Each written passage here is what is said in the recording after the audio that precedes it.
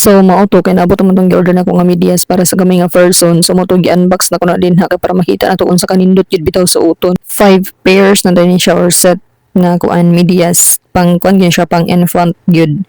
And then at the same time cotton ang iyang tela, and then kuan din siya, ang size ani is newborn to 3 years old. O di ba magamit pa niya og may eskwela og elementary, tama na elementary gyud, imagine. Sumoto tipid gyud ang kuan nato ani tirada. And then ang nakanindot gyud pud niya ang tela is soft and comfortable. Kay lagi comfortable siya and breathable kay nag-contain man siya og 75% cotton.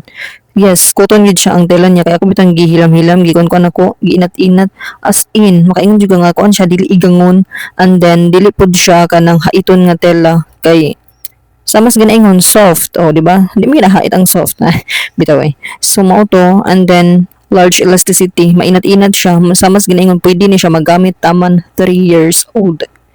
Kay kuan tama gini siguro grade 6 pwede ni siya kay kadugayon bitong laba ni mainat man ni siya, pero sa pagkakaroon oh tan-awa ra gud na ang kuan ana mainat-inat ba kanang dili gid siya dali ma-deform kay inig-inat nimo ana mobalik man siya sa iyang porma.